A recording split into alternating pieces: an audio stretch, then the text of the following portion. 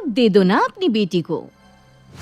अरे सुनते हो भाग्यवान, मिश्रा जी के लड़के ने सारी प्रॉपर्टी अपने नाम करके अपने माँ बाप को घर से निकाल दिया। सच बताओ भाग्यवान, तो ऐसी खबरें सुनकर ना मेरे मन में तो डर सा बैठ गया है। ठीक कहते हैं जी आप। अब तो ये घर घर की कहानी हो गई है। जिन बेटों को माता पिता बुढ़ापे का सहारा समझते हैं, वही बेटे बूढ़े माँ बाप को धक्के मार कर घर से बाहर निकाल देते हैं। मिश्रा जी के तो 2 बेटे थे, बड़ा सीना चौड़ा किए घूमते थे कि मेरे तो 2 बेटे हैं, 2 लाठियां हैं मेरे पास। पहले तो बड़ा बेटा विदेश में जाकर सेटल हो गया। बड़े बेटे के विदेश जाने के बाद उसने तो माता पिता की खोज खबर लेनी ही बंद कर दी। बस इस बात का फायदा उठाकर छोटे बेटे ने माता पिता को बहला फुसला कर अपनी ओर कर लिया और मीठा मीठा बोलकर सारी जमीन जायदाद अपने नाम करवा ली। एक बार जमीन जायदाद अपने नाम क्या हुई, लड़के के तो तेवर ही बदल गए। कल किसी बात पर मिश्रा जी ने बेटे को टोक दिया तो बेटे ने मुफ्त की रोटी तोड़ने का ताना देकर दोनों माता पिता को घर से बाहर कर दिया। बताओ अब इस उम्र में कहाँ जाएंगे दोनों। मुझे तो ये सब खबरें सुन सुनकर अब ऐसा लगने लगा है, बेटों से तो बेटी हो जाए वही बढ़िया है। कम से कम बेटियां माँ बाप का सम्मान तो करती हैं। देखिए ऐसा कुछ नहीं होता, आप ना बिना बात परेशान हो रहे हैं। दुनिया है, पता नहीं क्या क्या चलता रहता है। हर बात की टेंशन अपने घर में लेकर नहीं आते। और लड़का लड़के से कुछ नहीं होता, ये तो अपना अपना भाग्य है। औलाद अच्छी निकल जाए तो ठीक, नहीं तो माता पिता के लिए जीवन भर की शर्मिंदगी की वजह बन जाती है। और बेटों के पास माता पिता जीवन भर रहते हैं, इसलिए उनके साथ मन मुटाव भी हो जाता है। बेटियां शादी के बाद मेहमान बन जाती है, इसलिए उनके साथ संबंध अच्छे बने रहता है। तुम मानो या ना मानो, लेकिन मेरा अनुभव तो यही कहता है कि बेटे से ज़्यादा बेटियां काबिल और लायक होती हैं।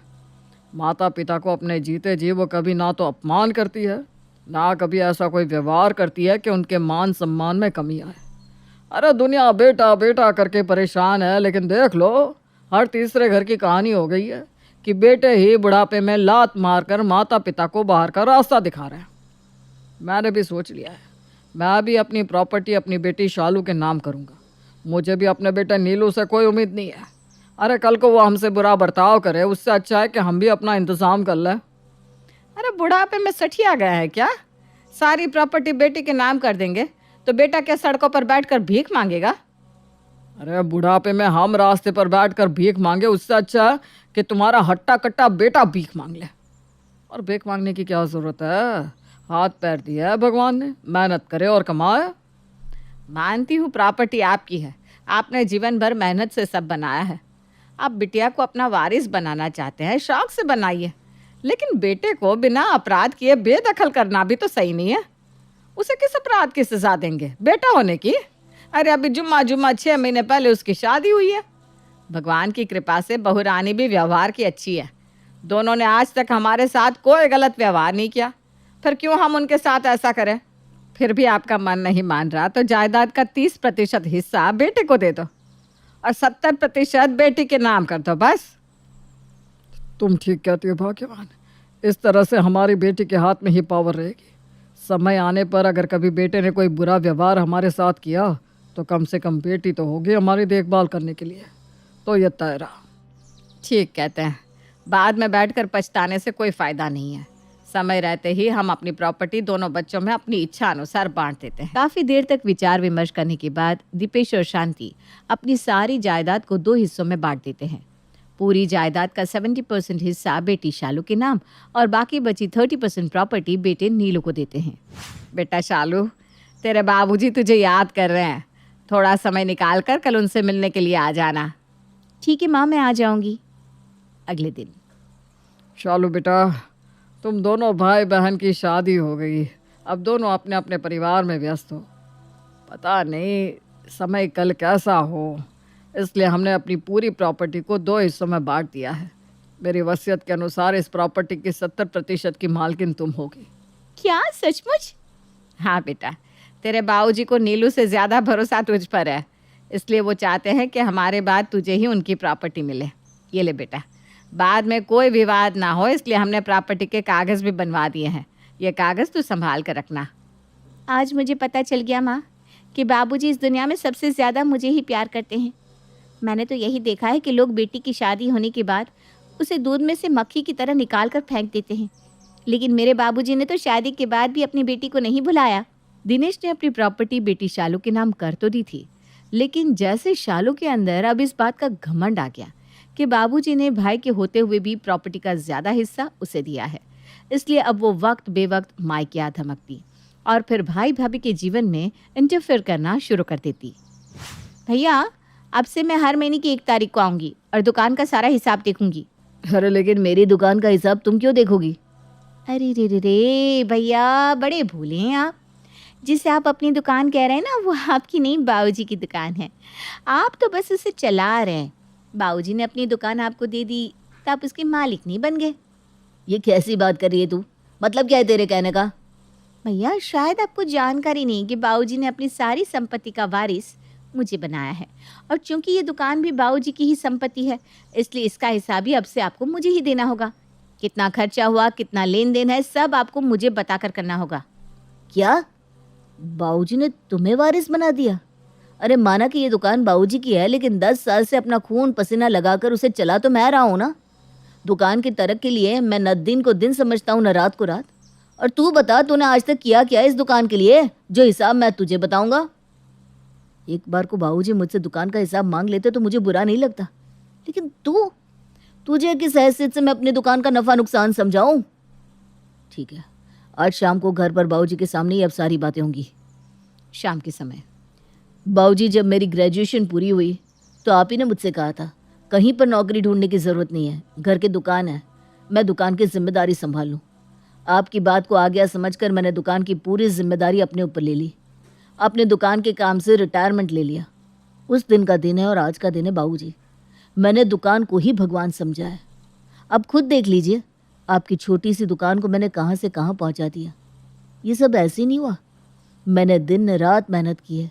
अब बस आप मुझे इस बात का जवाब दीजिए बाबूजी कि आखिर मैंने ऐसी कौन सी गलती कर दी कि आपने अपनी सारी संपत्ति का मालिक शालू को बना दिया। अब मुझे अपनी दुकान का हिसाब किताब अपनी उस बहन को देना होगा जिसका दुकान में कोई योगदान ही नहीं है। नहीं बेटा, मैं समझता हूँ दुकान तो तू चला रहा है और वो तेरी ही है। तुझसे तेरी दुकान छीनने का मेरा कोई इरादा नहीं था। कैसी बात कर रहे हैं बाबूजी? जब आपने अपनी प्रॉपर्टी का 70% का मालिक मुझे बना दिया है, तो दुकान की कमाई में से भी तो 70% की हिस्सेदारी मेरी हुई ना। और भैया, आप चाहे या ना चाहे, दुकान का हिसाब किताब तो मैं आपसे लेकर आऊँगी।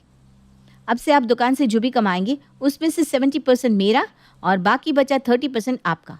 और अगर आपको मेरी बातों पर भरोसा ना हो तो ये देख लो, बाबूजी की वसीयत आँख खोल कर पढ़ लेना। मुझे ये रोज़ रोज़ की चिक चिक बिल्कुल भी पसंद नहीं है भैया। आगे से बिना कुछ कहे अपने आप मेरा हिस्सा मुझे भिजवा दिया करना, वरना कहीं ऐसा ना हो कि आप अपनी दुकान से ही हाथ धो बैठे। एक बार सोच लीजिए भैया, अगर आपसे आपकी दुकान छीन गई तो आप क्या करेंगे? क्योंकि आपको तो दुकान के काम के अलावा कुछ और आता भी नहीं है। शालू, बड़े भैया से बात करने का ये कौन सा तरीका हुआ? और सीधी सी बात है, जब दुकान तुम्हारे भैया चला रहे हैं तो उसकी कमाई हम तुम्हें क्यों देंगे? अगर दुकान की कमाई तुम्हें दे देंगे तो हमारा घर कैसे चलेगा? भाभी, अपने खर्चों पर थोड़ा लगाम लगाएंगी ना तो घर बहुत अच्छे से चलने लगेगा। कोई बात नहीं, आपको ज़्यादा रानी महारानियों की तरह रहने की आदत है ना, तो मैं 4 दिन में आपकी आदत सुधार दूंगी। घर का खर्चा कम पैसों में कैसे चलेगा वो मैं बताती हूँ। आज से घर में घी, तेल और दूध का खर्चा आधा कर दो, अपने आप घर का खर्च तुम्हारे बजट में आ जाएगा। अरे आप 3 लोगों में 3 लीटर दूध की ज़रूरत क्या है? और हाँ, घी खाने से भी ना बीमारियाँ होती है इसलिए घी भी बंद कर दो। और सबसे बड़ी बात, जितनी चादर हो ना उतने ही पैर पसारनी चाहिए। अब जितनी भैया की कमाई है उसी में घर चलाने की आदत डाल लोगी तो आपके लिए भी तो अच्छा होगा भाभी। भाई और भाभी को जी भर के बातें सुनाने के बाद शालू अपने ससुराल लौट गई। 2 दिन बाद शालू एक बार फिर से मायके आ धमकी थी। भाभी, आज मैं एक बहुत ज़रूरी काम से यहाँ आई हूँ। ये जो आप इतने सारे गहने पहनकर जयपुर की महारानी बनी खड़ी है ना, ये गहने उतार कर मुझे दे दीजिए। ये कैसी बात कर रही हो? मैं अपने गहने तुम्हें क्यों दूंगी? क्योंकि ये जो भी गहने तुमने पहने ना, ये सब मेरी माँ के पुश्तैनी गहने हैं, इसलिए इनमें से भी 70% गहनों पर मेरा ही अधिकार है। चुपचाप से ये गहने उतार कर थमा दो मुझे। मुझे समझ में नहीं आ रहा बाबूजी, आखिर ये सब किस लिए किया आपने? अपने बेटे बहू को बेटी के हाथों अपमानित करवा कर आखिर ऐसा क्या मिल गया आपको? ठीक है, 2/3 नहीं, निर्मला अपने सारे गहने शालू को दे देगी। निर्मला को गहनों की कोई ज़रूरत नहीं है। निर्मला, सारे गहने शालू को दे दो, हमें इन गहनों में से कुछ नहीं चाहिए। पति के कहने पर निर्मला अपने सारे गहने उतार कर शालू को थमा देती है और अपने कमरे में चली जाती है। बहू बेटे के जाने के बाद, सोनिया जी, मुझे कुछ ठीक नहीं लग रहा। ये तो सरासर बदतमीजी हुई ना। अरे हमने तो कभी ऐसा नहीं सोचा था। मेरे पास तो बोलने के लिए कुछ भी नहीं है भाग्यवान। मेरे तो मुंह पर ताला जड़ गया है जैसे। क्या सही है क्या गलत है कुछ समझ में नहीं आ रहा। भाभी से गहने लेकर शालू अपने ससुराल लौट जाती है। कुछ दिन शांति से बीत जाते हैं। महीने की 5 तारीख को शालू अपनी भाभी निर्मला को फ़ोन करती है। भाभी, 5 तारीख हो गई, ऊपर वाले फ्लोर के किराएदारों ने किराया नहीं दिया क्या? किराया तो तुम्हारे भैया को 1 तारीख को ही दे दिया था। क्यों, क्या हुआ? अरे आप लोगों को शर्म नहीं आती? एक ही बात कितनी बार कहनी पड़ेगी। लगता है आप लोग जैसे मानेंगे ही नहीं। मैं शाम को घर आती हूँ, अब भैया से ही बात करूँगी। इतना कहकर शालू गुस्से में फ़ोन पटक देती है। शाम के समय, भैया, मैं अभी कुछ दिन पहले आपको समझा कर गई थी ना कि पिताजी की प्रॉपर्टी की 70% मालकिन मैं हूँ। लगता है आप लोगों को बातें ऐसे समझ में नहीं आएगी। जब मैं आप लोगों को घर से बाहर निकाल दूंगी ना, तब आपको मेरी बात का मतलब समझ में आएगा। शालू, कैसे बात कर रही हो तुम? क्या हुआ है, कुछ बताओगी? मम्मी, 1 तारीख को ही किराएदारों ने भैया को किराया दे दिया था। 5 तारीख हो गई है, लेकिन अभी तक भैया ने मेरे अकाउंट में पैसे नहीं भेजे। अरे तेरे अकाउंट में किस चीज़ का पैसा भिजवाएगा ये? 20,000 किराया मिल रहा है मकान का। 20,000 का 70% कितना होता है पता है आपको? 14,000 रुपये मुझे मेरे अकाउंट में चाहिए। बचे हुए 7,000 का ये चाहे जो करे, मुझे कोई मतलब नहीं है। वाह वाह शालू दीदी वाह, आपने तो नीचता की सारी हदें ही पार कर दी। अरे कल को हमारे हाथ से रोटी का निवाला भी छीन कर ले जाओगी, आप ये कहकर कि रोटी का 70% हिस्सा आपका है और 30% हमारा। आपको शर्म नहीं आती ये सब करते हुए? भाभी, मुझसे ज़्यादा जुबान लड़ाने की गलती मत करना। कहीं ऐसा ना हो कि आपके सर से ये मुफ्त की छत भी हट जाए। अगर आप लोग इतने ही लायक होते ना, तो बाबूजी अपनी प्रॉपर्टी मेरे नाम ना करते। अरे अपने सास ससुर का तो ख्याल नहीं रख सके, चले हैं मुझे सुनाने। भैया, मैं आखिरी बार पूछ रही हूँ, सीधे सीधे 14,000 रुपये आप मुझे देते हैं या नहीं? अरे सब कुछ तो ले लिया तुमने। मेरी बीवी के गहने ले लिए, दुकान ले ली, अब ये किराया का 20,000 मिलता है, ये भी मैं तुम्हें दे दूं तो हम क्या यहाँ पर बैठकर फांके लगाएंगे?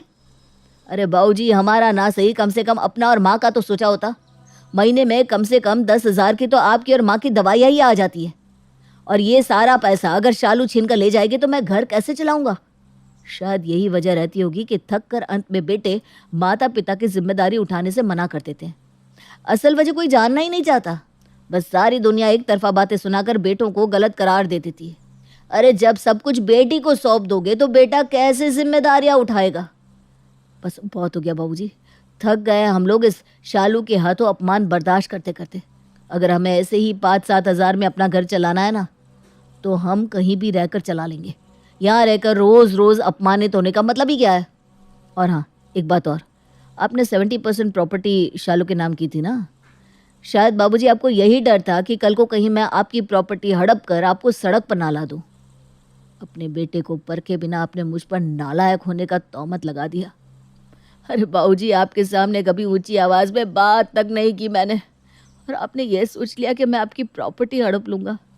मैं तो उसी दिन घर छोड़कर जाना चाहता था जिस दिन आपने शालू को अपना वारिस बनाया था, लेकिन आपकी बहू नहीं चाहती थी कि हम इस उम्र में आपको अकेला छोड़कर जाए। जब मैंने कहा कि चलो अब हम इस घर में नहीं रहेंगे, तो पता है आपकी बहू ने क्या कहा? कहने लगी, हम इस घर में बाबूजी की प्रॉपर्टी के लिए तो नहीं रह रहे थे, जो प्रॉपर्टी छीन गई तो हम भी घर छोड़कर चले जाए। अरे बाबूजी ने चाहे जो भी किया हो, लेकिन हम अपने कर्तव्य से पीछे नहीं हट सकते। कोई बात नहीं, शालू भी तो उनकी बेटी है। अगर उन्होंने तुम्हारी जगह उसे अपनी संपत्ति दे दी तो क्या फ़र्क पड़ता है?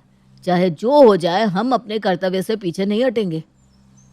और उसके कहने पर ही मैं घर छोड़कर नहीं गया, लेकिन अब पानी सर से ऊपर चला गया है बाबूजी।